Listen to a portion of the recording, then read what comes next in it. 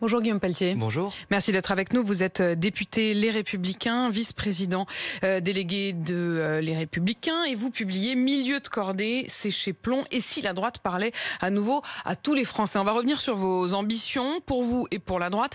Mais d'abord, ce qui change aujourd'hui, à partir d'aujourd'hui 1er novembre, nouvelles règles d'indemnisation du chômage.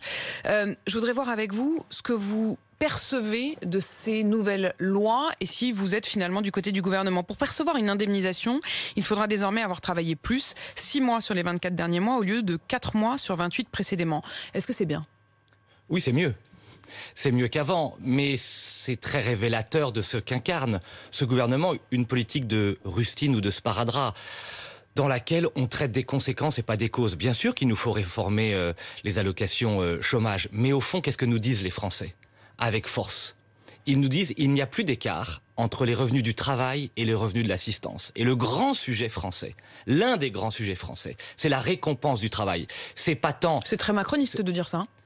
Oh, c'est l'inverse, parce que Emmanuel Macron, selon moi, selon nous, selon les Français, c'est le président de l'argent, de la finance, c'est pas le président du travail. Le grand enjeu pour la droite française, avec Christian Jacob, c'est le défi que nous allons relever. C'est de redevenir aux yeux des Français ce que nous étions à l'époque de Nicolas Sarkozy, en 2007, tout le monde s'en rappelle, le fameux travailler plus pour gagner plus.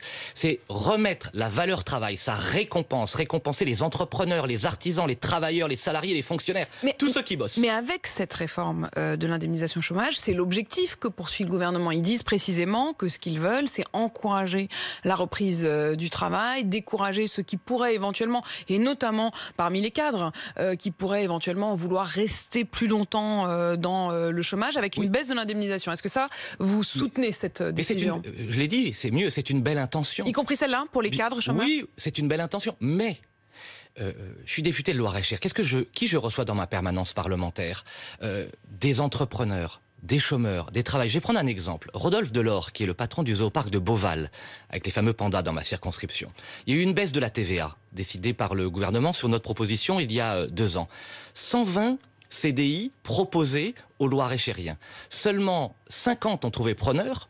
Il y a 80 CDI, à l'heure où je parle, qui sont disponibles parce que les chômeurs disent, entre les revenus que nous touchons aujourd'hui, à travers ceux de l'assistance, et les revenus du travail, les écarts sont si ténus. Donc ils ne trouvent personne qui ait le courage de se remettre à travailler. Oui, c'est ça ce que vous dénoncez? Parce que les salaires sont trop bas. Mais est-ce que c'est pas un peu un fantasme? Non, quand même, franchement, je vais vous le dire avec beaucoup de sincérité. Dans notre pays, et c'est un homme de droite qui vous le dit, les salaires sont trop bas. Ça n'est pas un gros mot que de le dire. Parce que les charges qui pèsent sur les entreprises sont trop lourdes. Quelles sont les mesures que vous promettez pour pouvoir remonter justement ces salaires? Je fais une proposition pour ouvrir le débat, c'est dans le livre d'ailleurs. Je dis la chose suivante. Nous pourrions imaginer un système qui permettrait de supprimer toutes les cotisations patronales qui pèsent sur les entreprises, choc de compétitivité considérable, vous imaginez, supprimer toutes les cotisations salariales qui pèsent sur les salariés. Exemple, un salarié aujourd'hui qui touche 1 700 € net verrait son salaire mensuel passer à 2 200 € net, hausse considérable du pouvoir d'achat. Et pour financer l'ensemble de ce grand choc fiscal et social, je propose un micro-prélèvement d'environ 2% sur toutes les transactions financières et les paiements électroniques. Par exemple, quand vous allez faire un plein d'essence à 50 €, ça vous coûterait 51 €. Mais vous croyez que franchement, on peut encore augmenter ça, l'essence par exemple? Est-ce que c'est pas typiquement le mauvais exemple? Non, comprenez-moi bien, je l'ai pris à dessein parce que c'est le plus compliqué à comprendre, surtout dans mes territoires. Un Français, à 1 700 € gagnerait 2 200 €, 500 € net de pouvoir d'achat supplémentaire chaque mois, et 1 € de plus pour un plein d'essence. C'est un changement de philosophie. Plutôt de taxer le travail, ce que nous faisons depuis un siècle, je propose de taxer l'argent. C'est une philosophie radicalement différente qui s'inspire Sauf que quand vous regardez... général de Gaulle et de la participation, de Nicolas Sarkozy et des heures supplémentaires. Oui, mais ça s'inspire aussi de François Hollande. Quand il a fait le CICE, l'objectif c'était quand même celui-là. Et on voit bien que ça n'a pas marché, les entreprises n'ont pas joué le jeu. Est-ce que vous n'avez pas peur d'avoir exactement le même problème? Pour une raison toute simple, c'est que la mesure de François Hollande, c'était pas une mesure globale. Moi je propose quelque chose d'équitable. On supprime les cotisations patronales pour les entreprises, on supprime les cotisations salariales pour les salariés, mais chacun participe de manière marginale à tous ces mouvements d'argent. Les mouvements interbancaires, certes, mais les mouvements d'argent du quotidien. En tout cas, je mets ce sujet sur la table parce que la question clé dans notre pays, sur les questions économiques, c'est que le travail ne paye plus, que les salaires sont trop bas. Et si nous voulons recréer une dynamique liée à l'emploi, il faut augmenter les salaires sans que ça pèse sur les entreprises. Mais est-ce que ça va permettre de créer des emplois, ça ?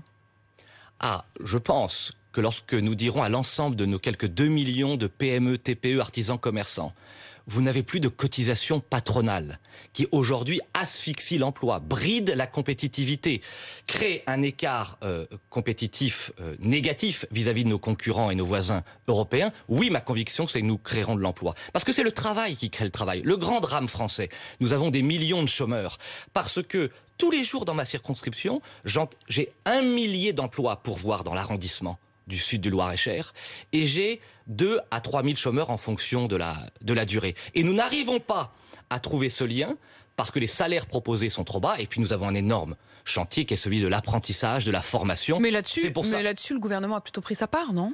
Je crois qu'on est encore très insuffisant. Alors là, c'est plus l'ancien entrepreneur qui parle, c'est l'ancien professeur d'histoire-géographie. C'était mon premier métier. J'avais été très marqué, moi, par l'incapacité du système éducatif, le nôtre, dont j'appartenais, pour permettre à notre jeunesse de s'orienter vers des formations professionnalisantes. Le grand drame en France, c'est qu'on fait croire que l'intelligence de l'esprit est supérieure à l'intelligence de la main. Moi, je crois que les deux se valent.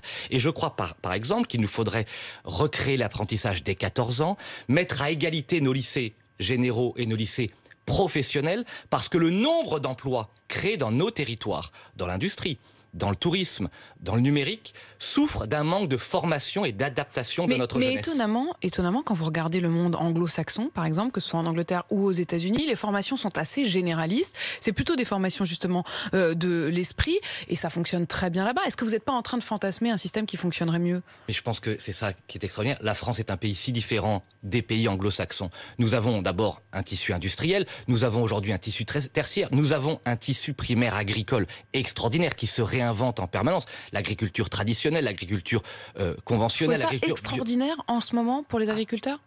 Je dis que le tissu, le savoir-faire, l'énergie, la compétence. J'ai une admiration sans borne. Mais vous avez vu la souffrance, vous avez vu l'incapacité à générer des revenus ? Et à votre avis, pourquoi ? Parce qu'ils nous le disent, les charges sont trop fortes. Le jour où on supprimera leur cotisation patronale, vous imaginez l'électrochoc. L'Europe est incapable de les protéger. Nous proposons des tarifs douaniers européens. L'Union européenne est la seule union commerciale qui ne protège pas nos agriculteurs. Moi, je suis un amoureux de notre agriculture. Et on a la chance d'avoir un nouveau président des Républicains, Christian Jacob, qui connaît particulièrement le problème. Le jour où on réformera la PAC, le jour où on réformera l'Europe sur une idée de protection de nos intérêts vitaux, je plaide même pour faire de l'agriculture une exception comme il existe une exception culturelle en Europe, une exception agriculturelle. Tant le grand chantier de l'autosuffisance alimentaire, de la souveraineté alimentaire, de notre devoir de nourrir près de 9 milliards d'individus à l'horizon 2050, c'est un défi à relever et que nos agriculteurs peuvent relever. Mais pour ça, il faut simplifier leur vie, il faut augmenter leurs revenus, il faut supprimer les charges. Quand on vous écoute, Guillaume Pelletier, on a l'impression que c'est un véritable programme tous azimuts. C'est d'ailleurs vraiment le cœur de votre livre, Milieu de cordée. Vous dites, et si la droite parlait à nouveau à tous les Français, c'est en tout cas votre ambition. J'aimerais bien comprendre, vous sortez d'où, vous tombez d'où ? On a un petit peu du mal à comprendre qu'est-ce qui vous motive aujourd'hui. C'est-à-dire, on sent bien que c'est pas seulement pour la droite, c'est aussi pour vous quand même. Un homme politique qui vous dit qu'il n'a pas d'ambition, il vaut mieux arrêter de le croire tout de suite. Moi, c'est un engagement de 20 ans avec des erreurs, des échecs, des succès. Une volonté profonde avec Christian Jacob, avec Aurélien Pradi, avec toute la nouvelle équipe dirigeante de refonder avec humilité la droite française. Et pour la refonder, Christian nous a demandé de lancer la grande bataille des idées pour qu'à l'été prochain, nous puissions avoir un programme. Mais là, c'est surtout la bataille des ambitions quand même. Qu'avons-nous à dire ? Mais justement, c'est tout le drame de la droite depuis 2012. Mais vous y mettez une petite pièce à nouveau. Mais vous m'entendez dire du mal de quelqu'un d'autre ? Je parle de quoi depuis le début avec vous et grâce à vous ? De la France, de l'économie, tout à fait. Vous savez, dans ce livre, et je le dis à tous les téléspectateurs qui nous écoutent, je parle des Français et aux Français. Patrice, l'agriculteur, Wari, le Français musulman, Michel, celle qui travaille dans un EHPAD en Sologne. Tous les téléspectateurs s'y retrouveront. À travers des portraits de gens que j'ai croisés, j'essaye de réhabiliter la noble politique. Et c'est quoi la noble politique ? C'est de trouver des solutions. C'est un livre de solutions. Même ceux qui n'ont pas l'habitude de lire des livres politiques, je les invite à le lire parce que j'ai essayé avec ma sincérité avec 5 ans de travail, de rencontres avec des entrepreneurs, des experts, d'aboutir à des solutions concrètes aux problèmes des Français. Vous dites le mot sincérité. Vous pouvez quand même comprendre qu'on a un petit peu du mal à savoir où elle est votre sincérité. Votre parcours est assez illisible. Vous avez été FN, ensuite vous avez été De Villiers, vous êtes arrivé au RPR-UMP par la droite, et là, vous nous dites « je veux être social ». Ah mais je l'ai toujours été. Vous savez, et vous avez raison, et je le dis, je l'explique avec beaucoup de franchise là encore. Moi je suis un enfant des classes moyennes, mon père était commis de chantier, ma mère laborantine. Je m'en suis sorti grâce à l'école de la République, grâce à la littérature, j'essaie de le dire un peu, de donner envie de lire des livres. Et dans mon quartier populaire de la Porte de Vanves, lorsque j'étais adolescent, j'ai vu de mes yeux les difficultés sociales de mes parents, la difficulté de boucler des fins de mois, les violences, la délinquance. Et j'ai voulu trouver une solution d'abord pour mes parents, et ensuite pour tous ceux qui m'entouraient. Je me suis égaré à l'extrême droite. J'avais 19 ans. Mais l'amour que j'ai du parti de l'ordre, parce que le désordre touche les plus vulnérables, l'amour que j'ai du parti de la justice sociale, la récompense de ceux qui bossent. La France, depuis des générations, est confisquée par une caste de privilégiés, la haute fonction publique, les fermiers généraux, comme les appelle Jean-Louis Borloo, qui alimentent ce qu'on appelle la France des assistés, oubliant... Donc il y aurait en haut, en bas, et vous voulez être au milieu, quoi. 70% des Français orphelins, abandonnés, oubliés, fonctionnaires des services publics, instituteurs, agriculteurs, entrepreneurs, artisans, commerçants, ouvriers, salariés, les sans-voix, ceux dont on ne parle jamais, qui ne se plaignent jamais. Nous sommes à la veille, Apolline de Malherbe, d'une immense explosion sociale et d'une immense fracture civique. Et pour répondre à cette menace d'explosion sociale et cette menace de fracture civique, vous la sentez il à nous quoi, faut cette une menace révolution sociale politique. Elle a déjà explosé l'année dernière Bien avec sûr. les Gilets jaunes. Et elle a été faussement éteinte par quelques mesures cosmétiques, le pouvoir croyant tourner la page.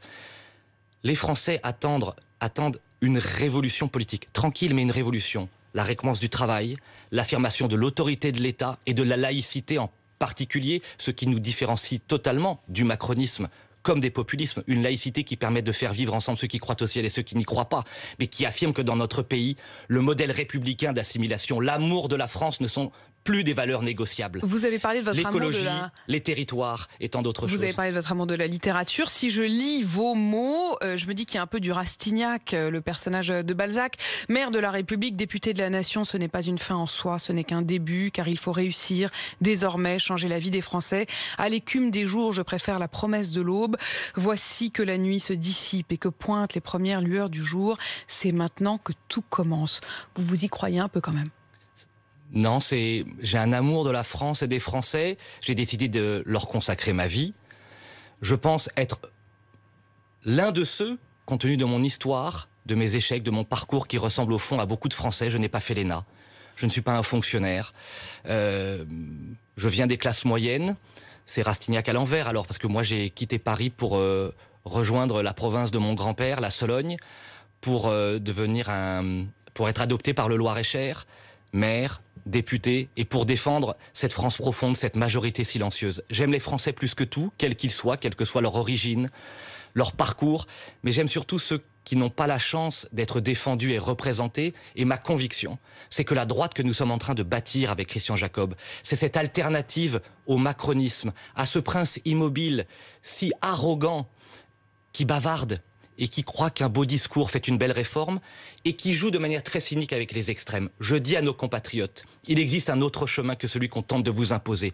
Ne vivons pas au printemps 2022, le soir du premier tour. Ces deux visages apparaissent, celui de M. Macron, celui de Mme Le Pen. Et si on veut construire cette alternative, avec tous les talents de notre famille, François Baroin, Xavier Bertrand, Christian Jacob et tant d'autres, nous avons besoin de nous rassembler et de faire des propositions concrètes. Mais justement, Guillaume Pelletier, ce duel à venir dont vous parlez, les Français, ils le voient aussi et presque ils le souhaitent. Parce que lorsqu'on leur demande, et ça a été le cas du sondage, et là pour BFM TV cette semaine, pour qui ils voteraient si c'était aujourd'hui, ils donneraient à peu près à jeu égal Emmanuel Macron et Marine Le Pen, avec quand même une petite avance pour Marine Le Pen, elle serait à 29, lui à 27. Il cumulerait donc plus de 50% des voix à eux deux, et la droite est très loin derrière, parce que qui que ce soit que l'on teste dans ce sondage, aucun ne passe la barre des 10%. Bien sûr.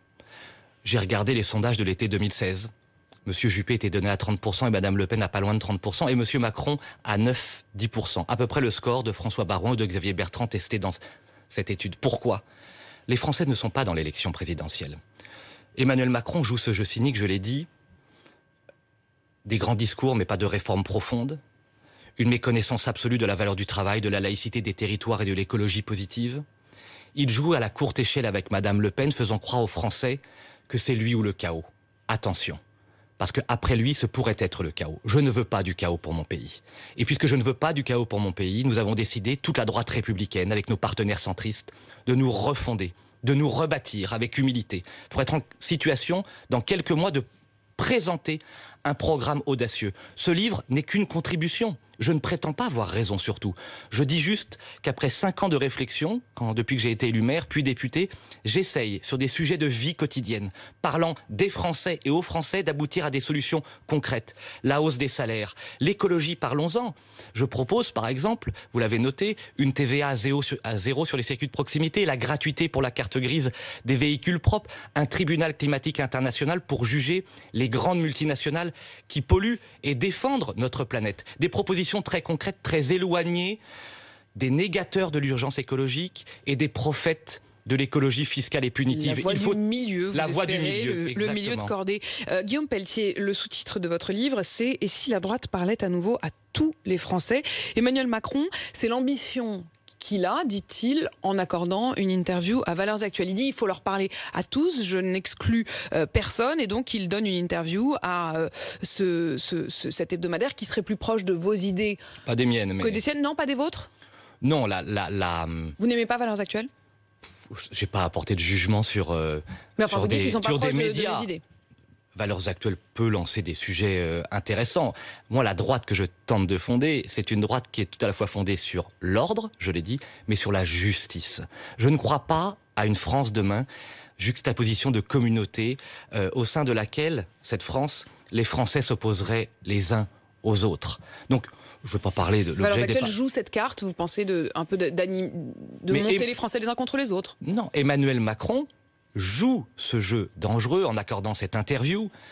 Qu'est-ce qu'il dit dans cette interview? Il n'aurait pas dû le faire pour vous. Si, il faut s'adresser à tout le monde. Mais qu'est-ce qu'il dit dans cette interview?